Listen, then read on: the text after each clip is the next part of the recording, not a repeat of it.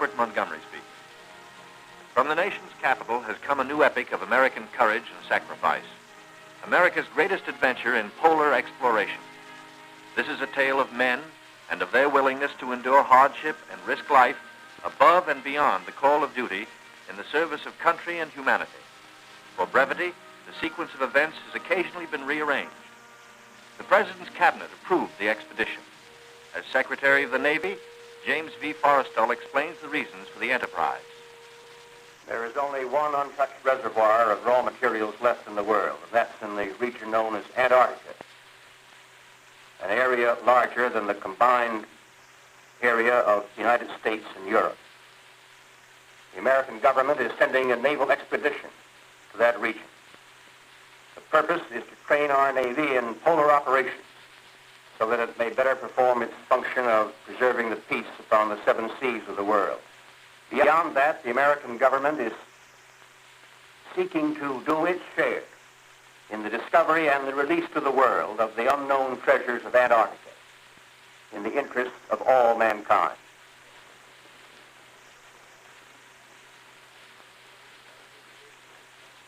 Sums up to this, gentlemen. The Secretary has approved our plans, confirming you, Admiral Byrd, as the officer in charge of the expedition, and you, Admiral Cruzen, as the task force commander. And we get everything we need. That makes Operation Highjump the greatest polar expedition in history. Admiral, time is going to be our greatest handicap. By the time we get through this very difficult ice pack, the summer will have ended and the fall will have set in. Never before has anyone attempted to take a fleet of thin-skinned steel ships through 300 miles or more of crushing ice pack. I have great faith in your skill, courage, and determination. And now, gentlemen. Admiral Nimitz reviews the operations plan. The expedition will comprise 3 groups: a central land plane group to explore the interior from Little America, and 2 seaplane groups, the eastern to map that half of the continental shoreline, and the western to map the opposite coast of Antarctica. After the original orders have been issued, 3 months of planning are needed to organize the giant venture. This is Robert Taylor speaking. At the world's greatest naval base, Norfolk, Virginia, ships of the Central and Eastern groups are loading. The flagship, Mount Olympus, equipped with powerful radio and radar, will serve as the leader's voice of command. Admirals Byrd and Cruzen come aboard to check staff preparations, food, fuel, and clothing for 4,000. Byrd greets out the expedition. Not a few vessels, but a fleet. Officers and men, not hundreds, but thousands, and pilots by the score. The Chief of Staff, Captain Quackenbush, calls up the fleet's youngest recruits to meet the admirals, who named them Running Jump and High Jump. The pups are unimpressed by rank. Running Jump, New Hampshire, where sailors are learning the art of navigating dog sleds. Everything happens to sailors. But soon they come to understand and to love the Huskies. They watch their dogs carefully to see that they have enough to drink and enough to eat, and always at the right time. The dog watch bluejackets practice the patient care that will keep the dogs in prime form. Not only food, daily attention to their eyes so that they may not suffer the dreaded Arctic snow blindness, and the inevitable vitamin pills that even dogs can't escape these days of ABCD health. The boys learn all the tricks. Tickling of the throat and a pat on the nose gets the pills down. The dog sleds are the small boats of the Antarctic. Each carries 600 pounds, with 10 dogs hauling. Each dog's harness is tailor-made, carefully fitted to avoid the chafing that has been fatal to many a sled dog at below 0 temperatures. The Husky's paws are equally important. There are canine snowshoes, precisely notched for the pulling claws. In cut-down auto chassis, the sailor drivers finish training. Huskies so often have meant life itself to Admiral Byrd that he calls them his Antarctic Life Insurance Company. From Norfolk, Admiral Cruzen sails aboard the Mount Olympus. His crews are a cross-section of the country's manhood. Admiral Byrd will follow later in the carrier, Philippine Sea. The Coast Guard icebreaker, North Wind, powerful plow horse of the expedition, backs out. The seaplane tender, Pine Island, is first to stand out to sea. Steaming south via the Panama Canal, the fleet must cover 12,000 miles to reach Antarctica. At the 100th meridian west, the groups are to separate, and the central group proceed to a rendezvous point at Scott Island. This is Van Heflin speaking. Sailing day at Santiago finds the Western Group helicopters practicing final pinpoint landings on the newly installed helicopter flight deck of the seaplane tender Currituck. They are to serve as eyes of the fleet when it buffets through the pack ice, and when need be, to go on rescue missions. For exploration, 3 Martin Mariners, called PBMs, with a flight range of 3,000 miles, are spotted aboard the Currituck. Ships of the Western Group will proceed 10,000 miles south to the Balleny Islands, 860 miles to the west of Little America. Aboard the Mount Olympus, now heading south in the Pacific, Admiral Cruzen gives a traditional command, and up goes a strange flag. The Jolly Roger, signifying the crossing of the equator and authorizing the ancient shenanigans of the sea, whereby all landlubbers are painfully presented at King Neptune's court. The veteran shellbacks copperplate the polywogs' interiors with a mixture of cylinder oil and chewing tobacco. Next, the polywogs must kiss the boatswain's belly, the only kiss they'll have for many a long month.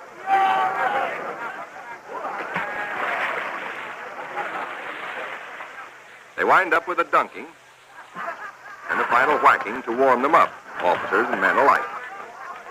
Wearing the whiskers of Neptunus caninus, Ricky, the veteran husky, presides as the pups become doggy shellbacks.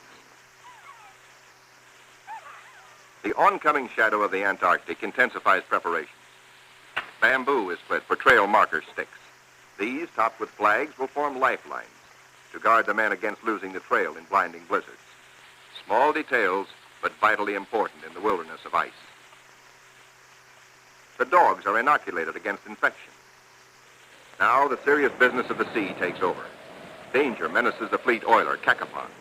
She must fuel the fleet now to lighten her cargo of 4 million gallons of oil. If storms strike her, plates may warp, rivets shear, and her back may be broken. And ahead are the dreaded roaring 40s. Deck parties run with hauling lines, bringing over the Cacapon's captain for a conference.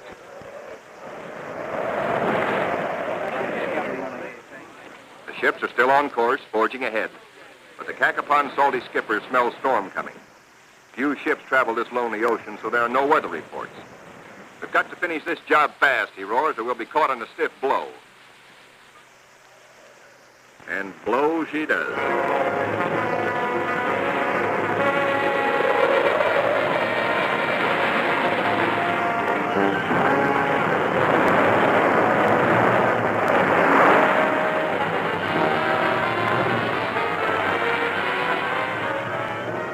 Dawn and clearing skies, but still the gale blows hard.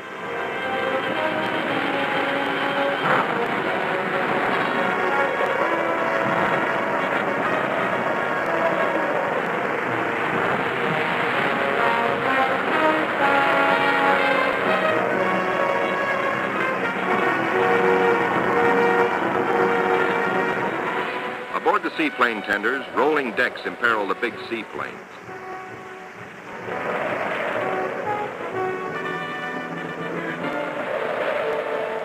She rolls deeper.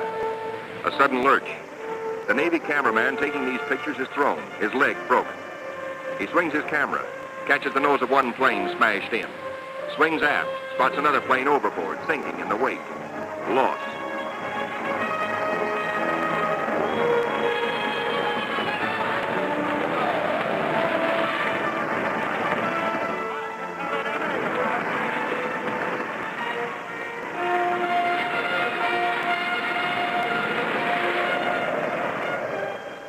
There's no loss of life, but below in sick bay, the surgeons are busy with the injured.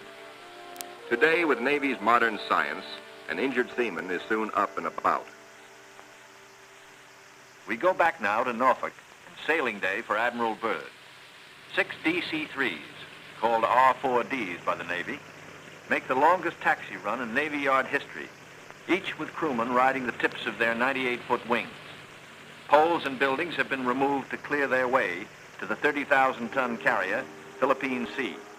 Admiral Byrd will sail the carrier close to the edge of the pack ice, then fly his 6 30,000-pound land planes from her deck, 800 miles across the pack to Little America. A daring and dangerous plan, but precedent was made in 1942 by Jimmy Doolittle in his much smaller B-25s, Tokyo-bound from the carrier Hornet.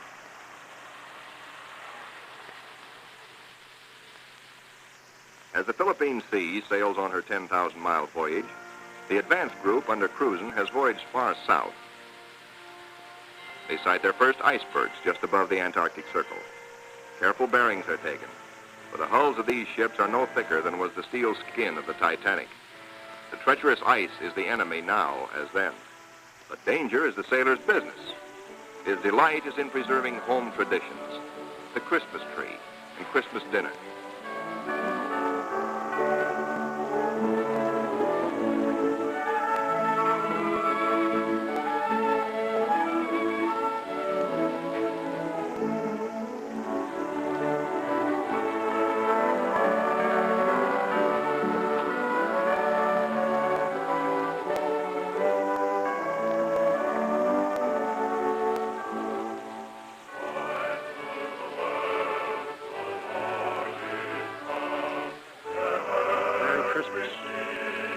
Merry Christmas, sailor. Merry Christmas.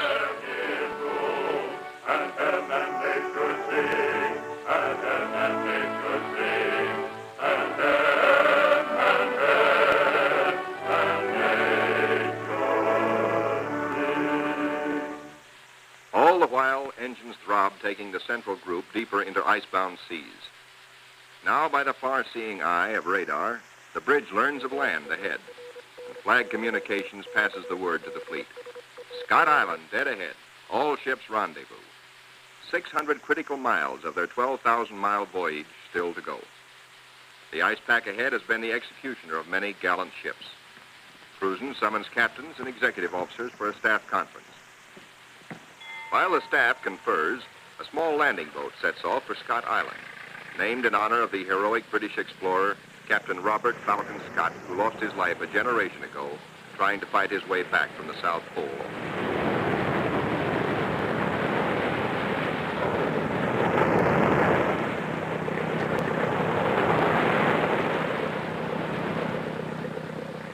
In such surging seas, landing is impossible. The boat heads back for Mount Olympus with serious news. Cruzen must abandon his plan for a weather station here on this rugged submarine mountain. Time presses hard. With his operation officers, Cruzen transfers his flag from Mount Olympus to the Coast Guard icebreaker, North Wind, for she must take the lead, cut the channels.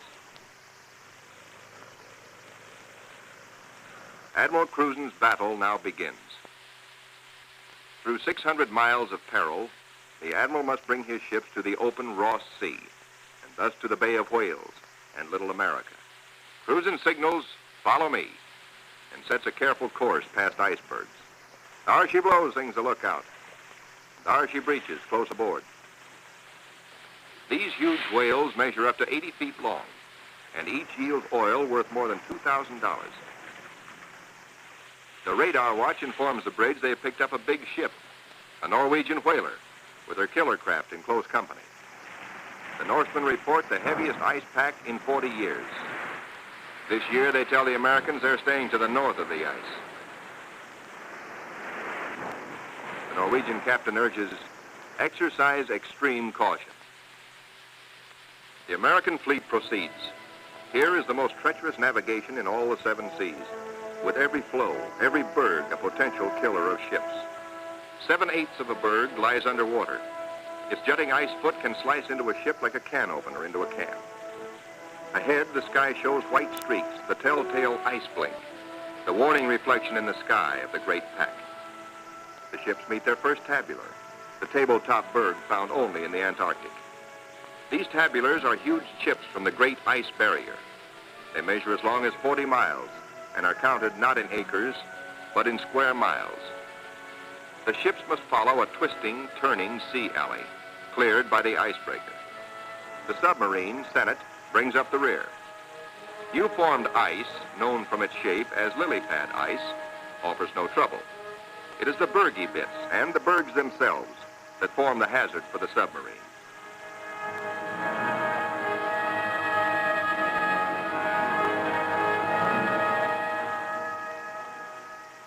A little Adderley penguin comes aboard as pilot, rides the deck for 2 solid days.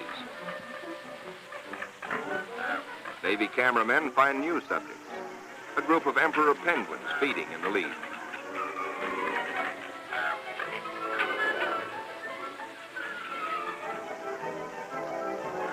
Lookouts spot a flock of snow petrels, those hardiest of birds.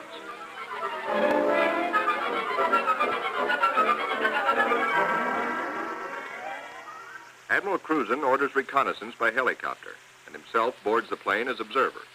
For the first time, the helicopter serves as the eyes of the fleet to scout out a way through the ice.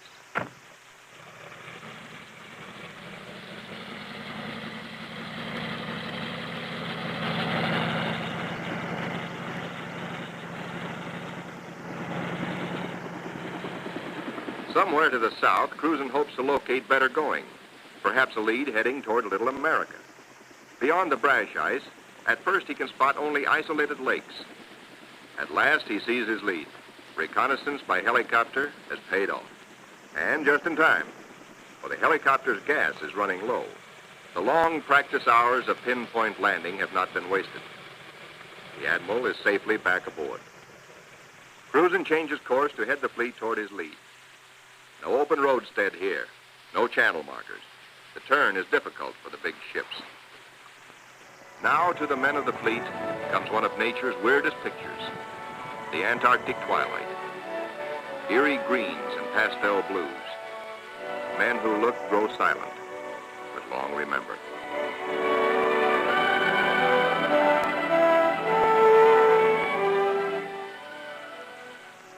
Nor will they forget the dawns and the seals.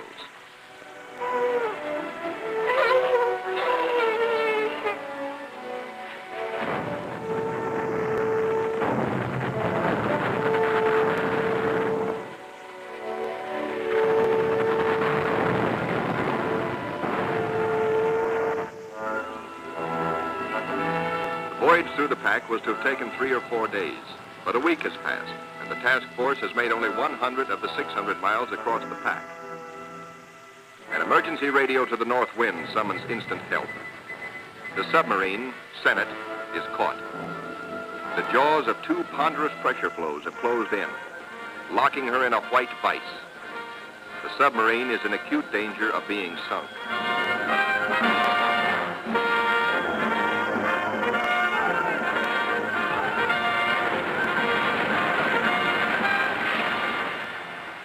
All hands realize now that the Senate may never get through. Cruzen signals, resume course.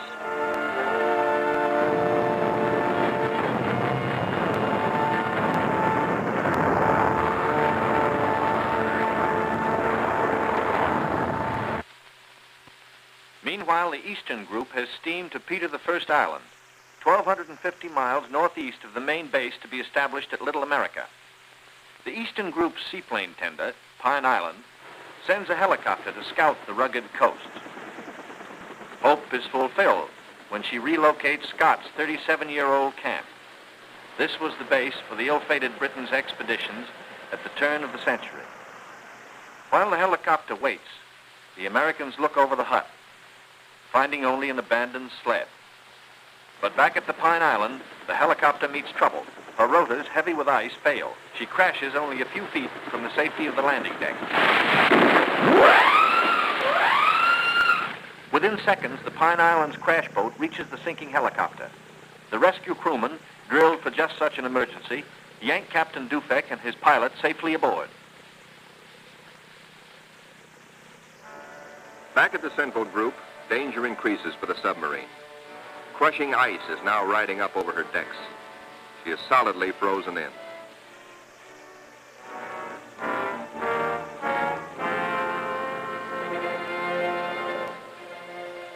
The Senate's situation is desperate. Clearly, she cannot undergo further risks. There are 85 men aboard. The ice locking her in is a solid pressure field spotted with bergs. She must be taken back. The north wind cannot get the fleet through if constantly halted to rescue the submarine.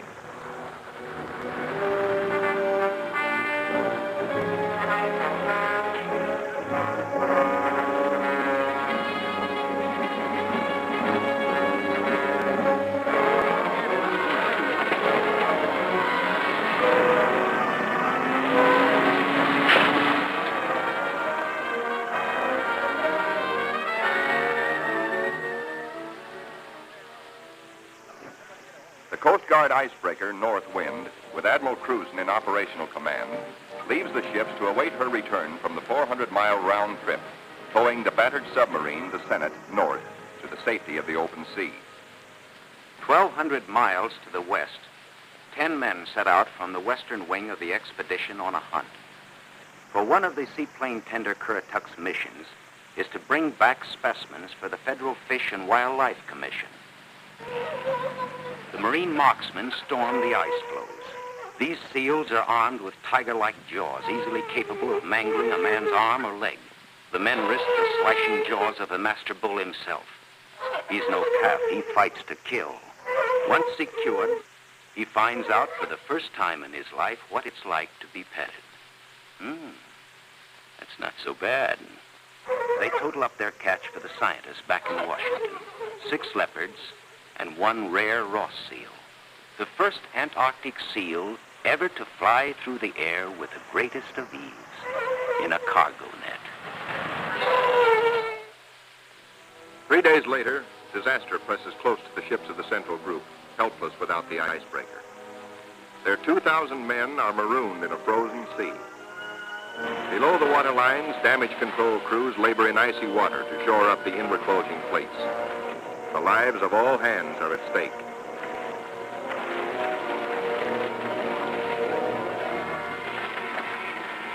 The radio flashes an SOS to Cruzen 200 miles to the north.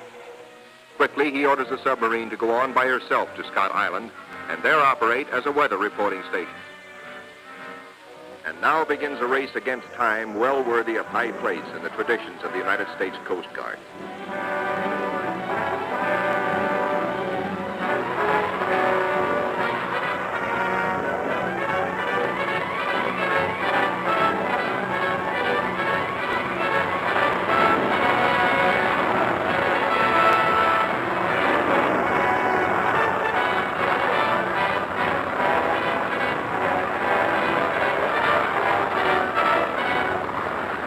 Cruzen receives black news from the flagship, Mount Olympus.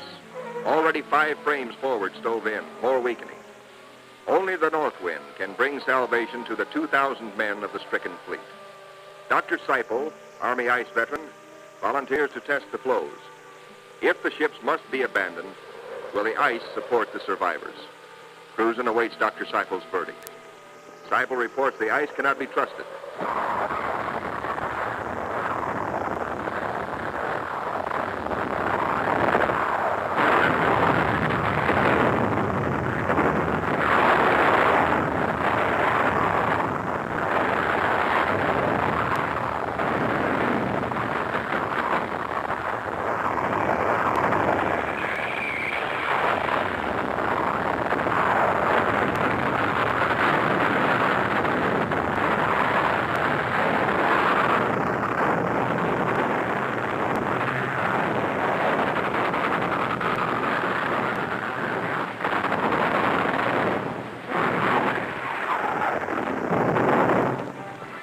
With only 2 miles to go, the icebreaker is hemmed in by ice 20 feet above water, 50 feet below, in an area as great as 100 acres.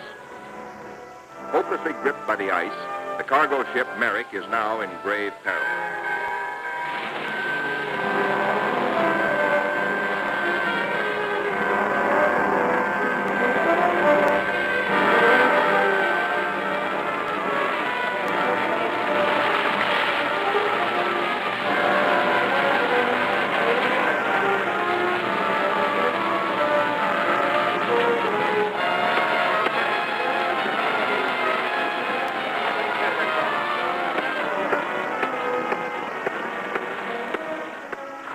icebreaker, the fleet is now in sight over the pressure ridges. The desperate struggle of the north wind to reach them seems hopeless at times. The icebreaker counts her gain by yards now. Captain Thomas dares passages that normally he would avoid. It's the critical last round, a straight-out slugging match.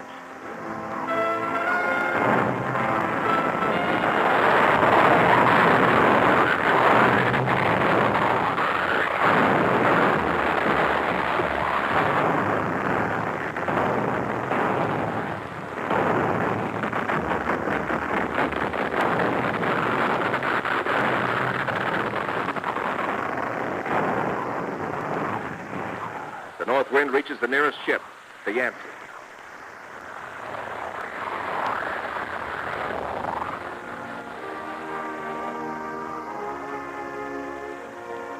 The Coast Guard icebreaker, North Wind, commands the only power operating in the whole frozen fleet.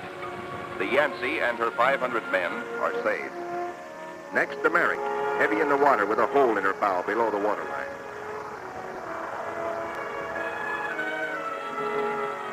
The North Wind reaches the flagship, Mount Olympus, cuts her free. The fleet has survived.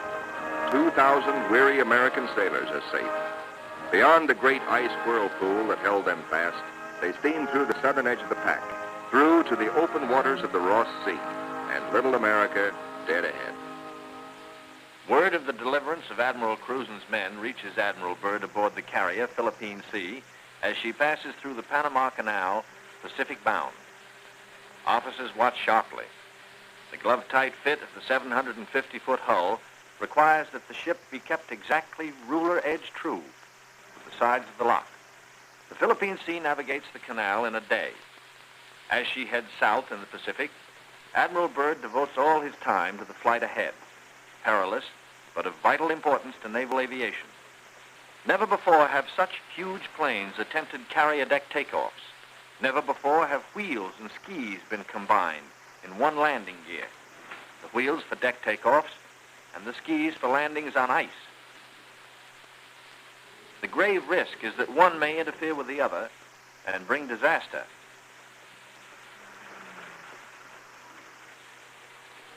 Byrd makes the decision. The wheels will have only a 3-inch clearance between skis and deck.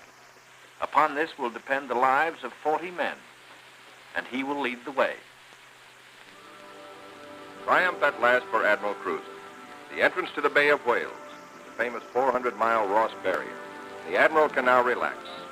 He, an American admiral, has brought a modern fleet for the first time into the innermost waters touching the great unknown continent of Antarctica. This is an historic moment.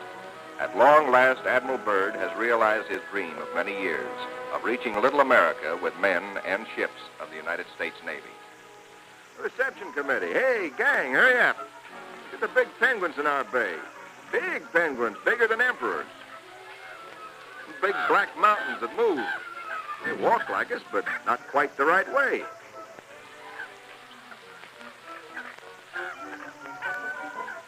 Come on, gang. We gotta go see what it gives.